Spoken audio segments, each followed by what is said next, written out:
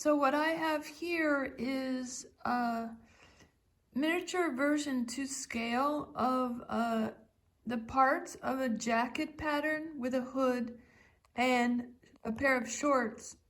And all the pattern pieces are laid out in this block pattern. Those pieces are in white. The gray pieces are the areas of fabric that are usually thrown away. They fall between the pattern pieces, as you can see.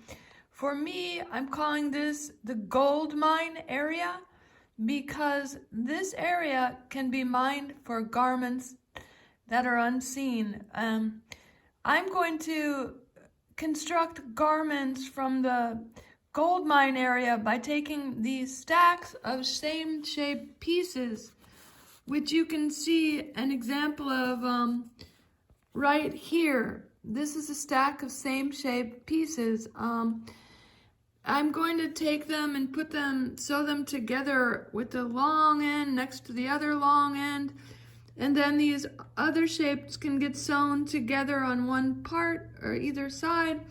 But I usually just go part way down this so it makes like a fluffy kind of feathery edge at the bottom of the dress or skirt. Like this is all the white areas are taken on one plane, like so the front of the jacket, the back of the jacket, the sleeve, the side of the jacket, the under the sleeve part, and the hood are all one on each plane. And then we have the two shorts parts. It's two of those to make the front of the shorts, the back of the shorts.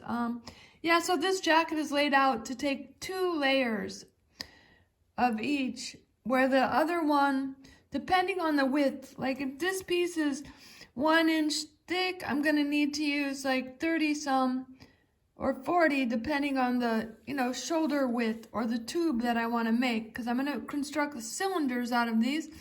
So if I want a 34-inch wide cylinder, I will take 34 of these and sew them together, and it will make a 34-inch diameter tube or cylinder rather.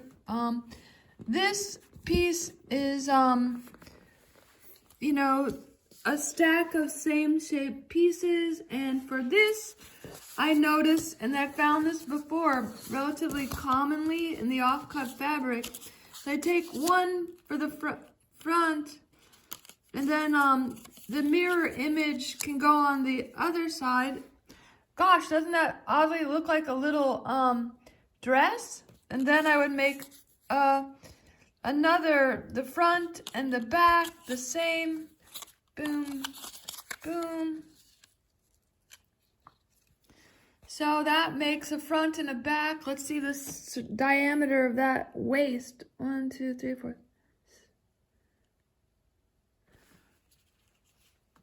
Okay, so that one needs some additional parts. So I'd put some of the offcuts from the side of the block pattern in the seams here. I guess I'll show you. I'll be making these items, but yeah, these pieces were all made out of the small areas in the middle here, just these couple little areas that didn't have bigger pieces that could automatically be turned into garments. I just sewed them together, boom, boom, one piece to another, just like this little piece to this narrow piece, and it also made these long pieces that get wider at one end. And so currently this is a zero waste pattern because I feel confident that I'll be able to make garments with it because I've done this before.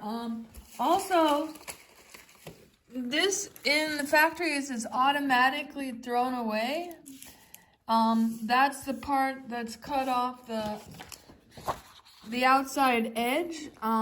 This part is cut off because when you lay a block pattern out, you need to square it on the grain, and the fabric, as the way it's woven, it has imperfections. So in order to lay it out, you cut those square edges off, and then you put your pattern down.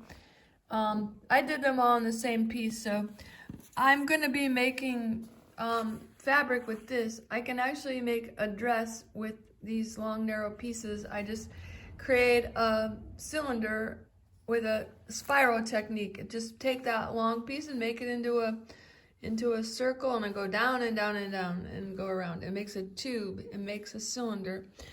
And so my entire thing can be zero waste. So now I'll start constructing the garments. This dress is made with a long, narrow piece of fabric cut from the edge of the spine. This dress is made from a part that is wider at one end. This dress is made from triangles. It can also be made with trapezoids.